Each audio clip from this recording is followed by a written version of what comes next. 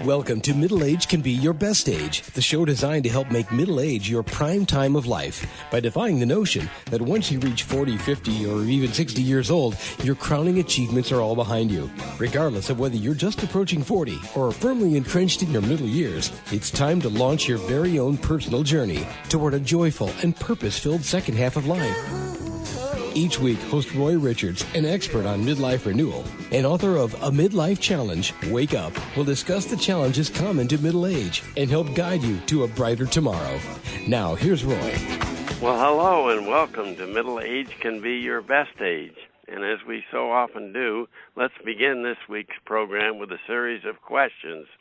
First question, at middle age, your present age, is your life working? In other words, do all aspects of your life come together to produce joy, self-confidence, peace of mind, love of self and others, and a hopeful outlook on the future? And the next question, if your life today is not working, or perhaps you just want it to work better, where should you look to improve your situation? Well, all of us can cite common answers to this question, but truth be told, none of them makes a lot of sense. First, elect or re-elect a president, senator, governor, congressperson, or mayor who thinks like you on the assumption that somehow your personal life will be better. Doesn't work that way, does it? Second, retain a psychoanalyst to help open your eyes to the true causes of your unhappiness and lack of fulfillment, but this could turn out to be a long and very costly process with uncertain results. Third, turn to alcohol or drugs to temporarily take away the pain and lift your spirits. Undoubtedly the worst option. And if you are a person of faith, you can pray to ask God, Yahweh, Allah, Jehovah, whatever you may call it, however you refer to the divine presence, to alter your destiny for the better. But I suspect that the divine presence will expect you to do at least some of the work yourself and not just depend on that. Well, my guest today, international best-selling author Barbara Berger, is here with a much better idea. She tells us if your life is not working or you just want it to work better, look inside yourself and see what you can do about money, relationships, love, your health, family, work, peace, joy, and much more. And if you're like me, I'm certain you're skeptical. After all, it's that little voice inside that keeps holding you back, telling you that you're just not good enough and that you'd better not stick your neck out or take chances or you might be hurt. But let's hear Barbara Berger out. She's here to talk about ways you and I can take control of our lives and create the life we've always wanted to live as an inside job. And better yet, Barbara promises it will be faster and better than you even dreamed possible. And before I introduce her, here's Barbara Berger's biography. She's an American-born author of 15 self-empowerment books, including the bestseller published in 30 languages that we're going to talk about today, The Road to Power, Fast Food for the Soul.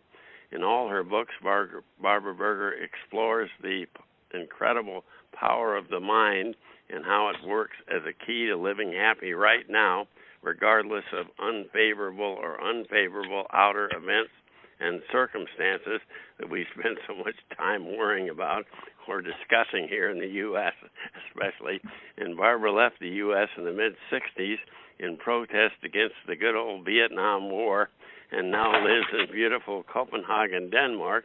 And as an author, personal coach, and workshop leader, she's helped folks all around the world come into alignment with their very own true power. And hello, Barbara Berger. Welcome to Middle Age Can Be Your Best Age. Oh, thank you for that great introduction. I just loved it, and I'm honored to be here, Roy. Thank you. Well, let's start with the basics. Down from the title of your book, in a few words, what is Our Road to Power? Well, this book is a book about the power of the mind, the power of your mind, the power of my mind, the power of everyone else's mind. This is a book about the way the mind works and how we can harness this power and use it consciously to create better lives for ourselves. Boy, that sounds so promising. Exactly. And so I would say that it's really, to just sort of get started, the basic premise, the basic observation that all this is based on And that is this: that if we say that there is what I call reality, whatever is happening in your life, the people who are showing up, the circumstances, the situation you find yourself in, that's reality. Yeah. But then every one of us, we have our thoughts about what's going on. In other words, we have our interpretation. What does this event, what does this person mean to me? And our thoughts about what's going on, our interpretation of what's going on, that determines our experience. Yeah. And it's very important to notice that in the same circumstance, in the same situation, if you have 10 different people, you most likely will have 10 different experiences. So it's not really what's going on, but it's how people relate to what's going on. And if we can see that mechanism, then we really have the key to taking our power back. In other words, if my life is not as satisfactory as I think it should be, maybe I should look at the way I am relating to what's going on. So that's what this book is about. Well, in chapter 1 of your new book, you talk about a great revolution in consciousness that's taking place right now. Can you please describe what this revolution is? Well, what I mean by that is this very awareness that I'm talking about, that in other words, that the power is not outside of us, but that there's something within me that I can do something about. In other words, that's why I always say that all my books are about self-empowerment, taking our power back from external events, from other people, and trying to understand what is it that I can do, what is it that I can change, how can I adjust my attitudes, thinking, how can I question my belief systems, how can I sort of fiddle with what's going on inside of me to adjust my experience. Yeah. So that's the revolution, because in my experience, I mean, I've been teaching this stuff for many years and working with people for many, many years, and more people are becoming aware of this mechanism. And that's what I mean by this awakening, this revolution that's going on. Well, that's great. Well, each chapter in your book describes the power of one particular habit, behavior, visualization, external factor, or state of mind. And I'd like to briefly describe a few of these powers, and I'd like you to describe briefly, and why they are essential to understanding the mind and taking control of our destiny. And chapter 8 is called The Power of Focus. Why is focus so important? So if we look at the principle behind that chapter, and it's the basic principle of the whole book. In other words, what you focus your attention on grows in your experience. That is a key understanding. And the easy way to explain this is, say, for example, whatever's going on, again, whatever the reality is, ask yourself, am I problem-oriented in this situation, or am I solution-oriented? In other words, the situation, the person who shows up, whatever's going on, it's the same. We haven't changed that. But how are you relating to it? Are you focusing on everything that's problematic, all the things that can go wrong, all the stuff you don't like about it? Or are you, as I say, solution-oriented? Are you looking for whatever's good in this situation? Are you focusing on how you can make it better? Are you focusing on what you can learn in this situation? So again, this question, how am I relating to it, is so very crucial, because your focus determines your experience. And not only does it determine your experience now, it also determines the outcome, and it's sort of, because of the law of attraction, that like attracts like. Your focus, you will attract things that match your focus. So it's a very interesting mechanism to notice and to become more and more aware of. Yeah. Well, in chapter 3, you talk about the power of affirmation, and you tell us that everything we say or do is an affirmation, and that those with difficult lives are experience lives as they decree them to be. And what do you mean by that? Well, I think I understand it. if you're expecting bad things are going to happen, they probably will. Exactly. So it is this self-fulfilling prophecy that life is for us. But the other thing that I've really learned over the years, which is really a fun game you can play with yourself, or you can when you're out listening to other people talk.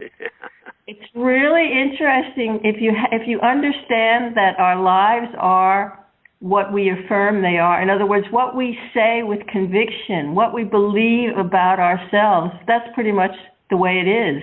Yeah. And if you think about that and listen to what people say, wow, and start to match it up with what kind of lives they're living. I mean, if you think about complainers, the people that you know that are always grumpy, the ones who are always sour grapes, they usually have quite a lot to complain about. Yeah. It just goes together. And the ones who are, who are passionate, who are excited, who think, wow, this is the best thing, and I'm really going to have fun here. And I mean, it's a completely different energy. But if you look at their lives, they usually have quite a lot to be excited about.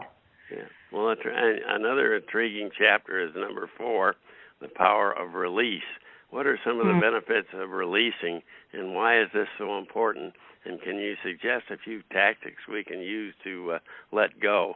I know there's physical, there are emotional, there are other things we probably need to let go of. But well, that's also a very powerful way of sort of, you could say, cleaning up. If we go back to the fact that that we've all been programmed, we all have certain belief systems, and so we've along our way we have collected stories or relationships or physical possessions, it can also be, but things that do not serve us anymore because we're evolving, we're growing, we're changing.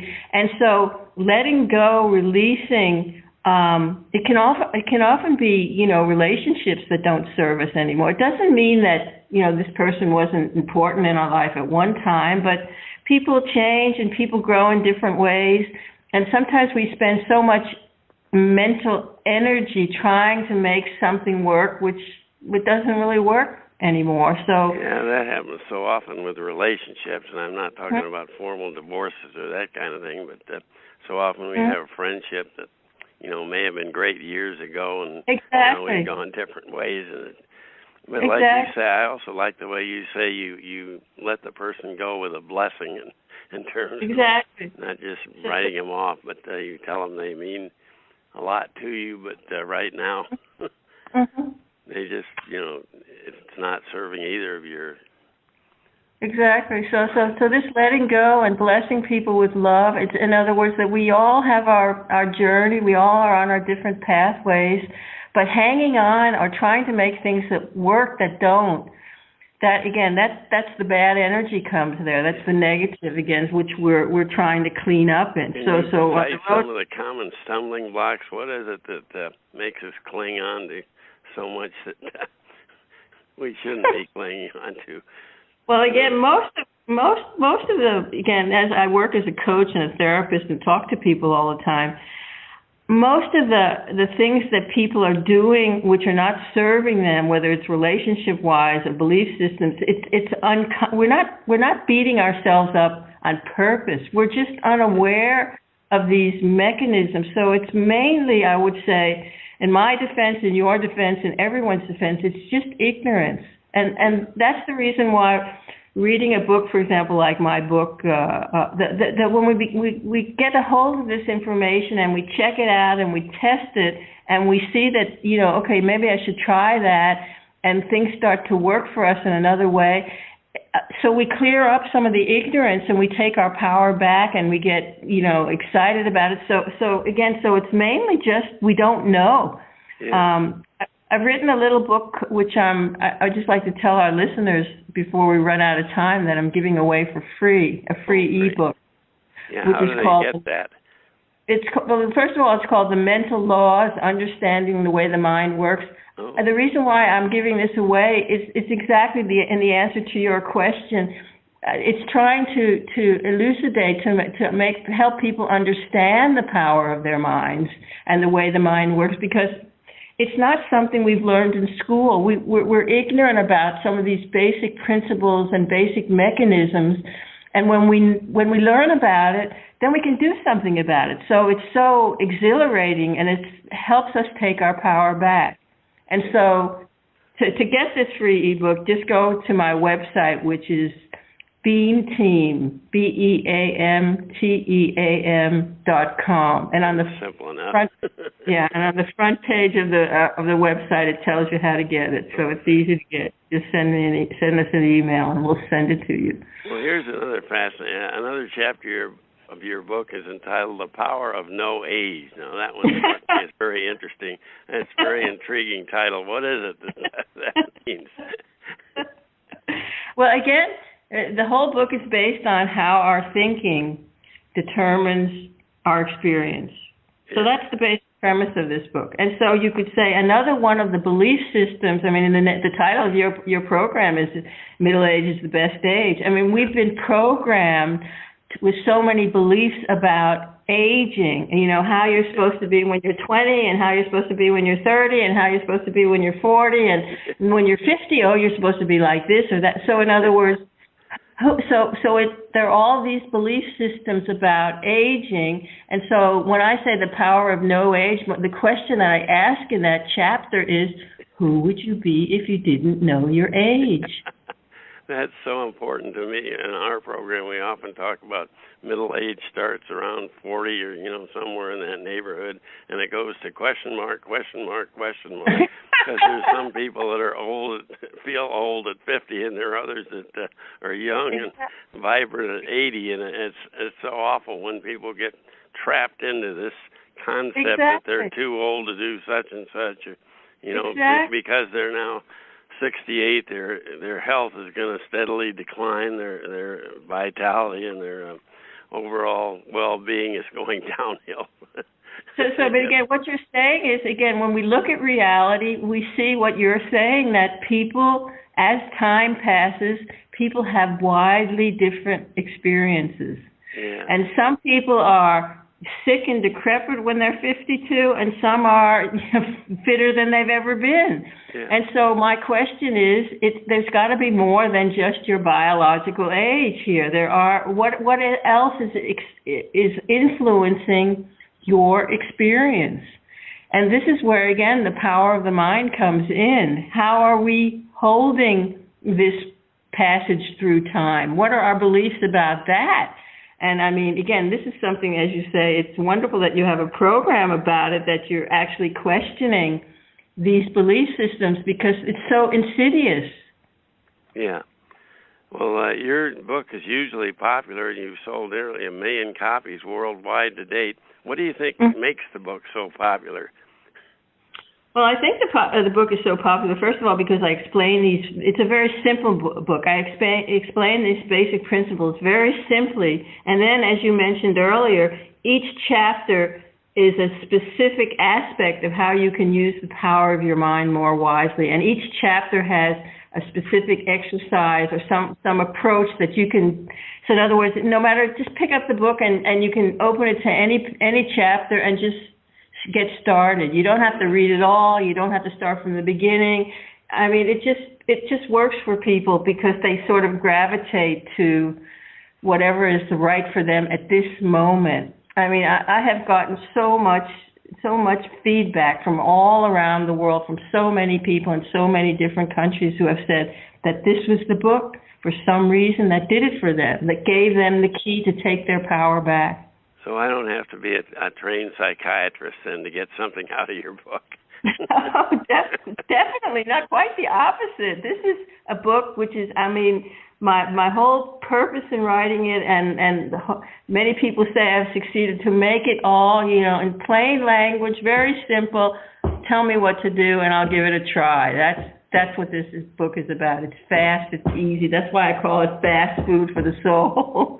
Well, where's the best place for our listeners to go to preview and purchase your book? Is there any particular place? Well, all of my books are on Amazon, and all the other on. And I just noticed that it's being sold for half price right now on Amazon, The Road to Power. So Wow. Go and get it there, or Barnes and Noble, whatever online. It's also Google Play. You can get the ebook, the Kindle. It's available in all these formats. So for what I've seen, I think it's worth 10 times the price. So I don't know why they're selling it for half the price. But oh, thank you. That's great praise. I appreciate it. Can you give us maybe an example or two of the type of exercises that you recommend in the book? That's something a listener can try for themselves. I know we can't go into detail, but well, I would say that probably the quickest shortcut, the fastest shortcut to raising your energy and shifting your focus and changing your vibrational frequency, however you want to put it, is to work on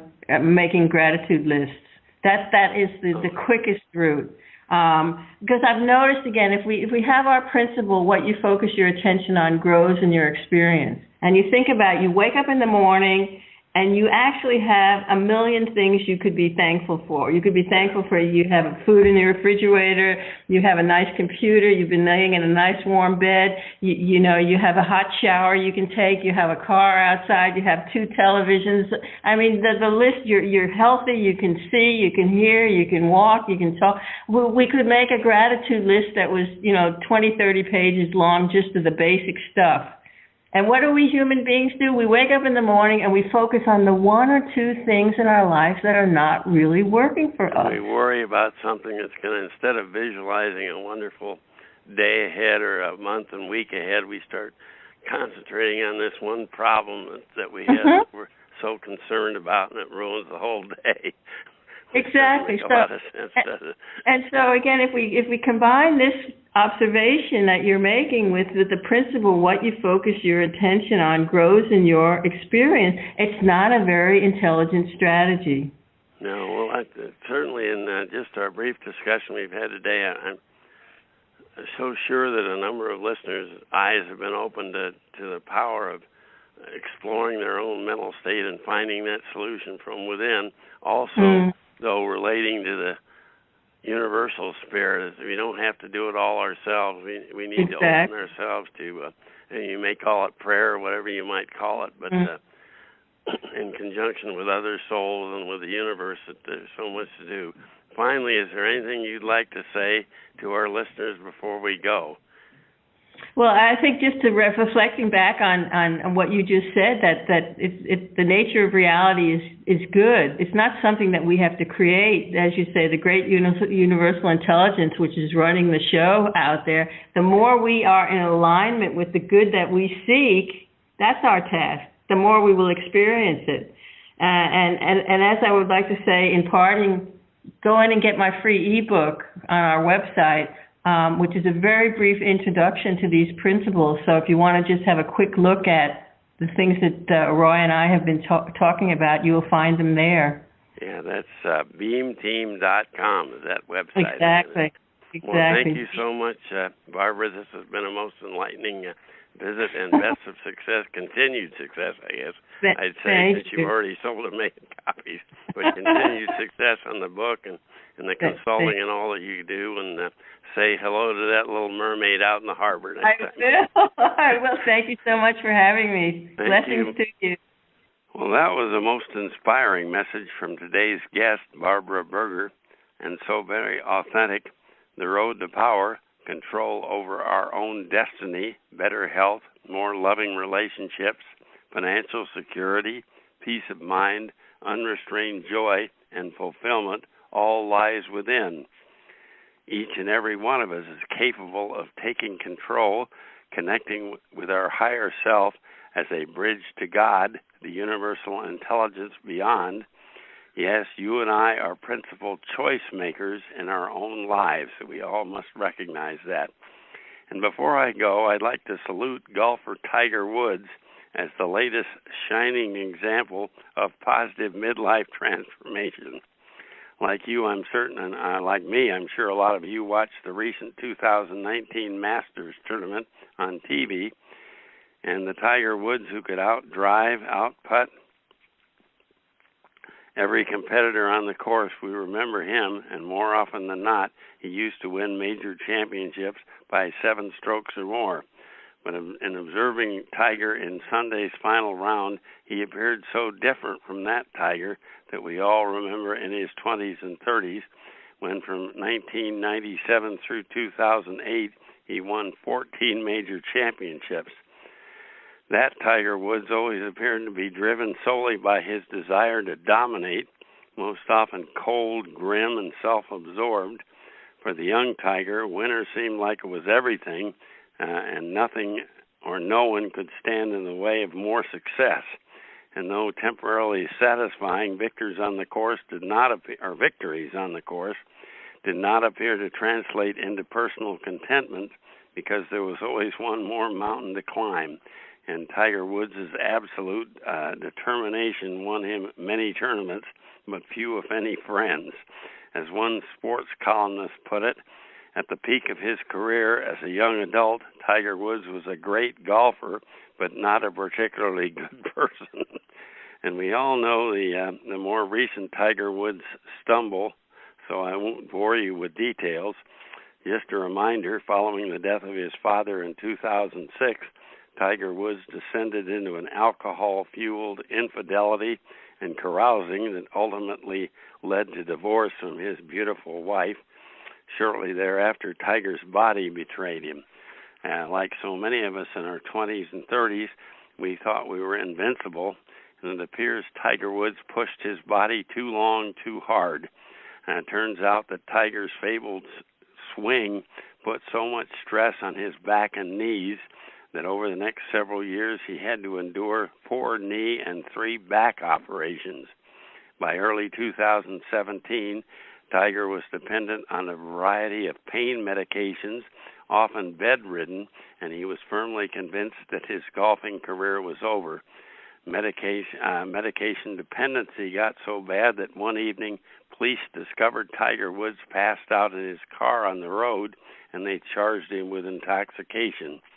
Hard to believe, but prior to this year's Masters tournament, Tiger had gone 11 years since winning his last major championship. Let's fast forward to this year's Masters tournament. Take a look at the current Tiger Woods at age 43.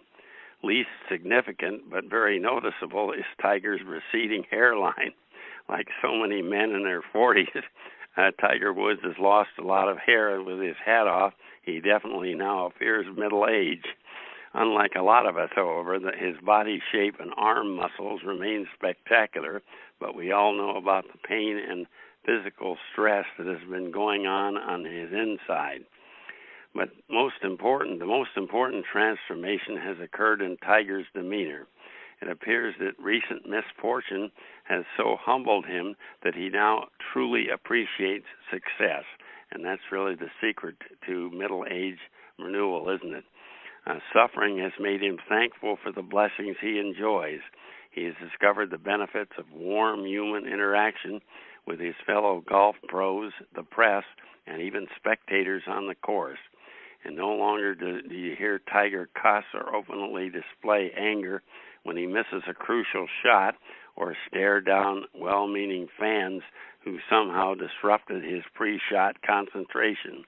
Throughout Sunday's Masters round, Tiger Woods appeared composed, confident, and highly respectful both of spectators and of his fellow competitors.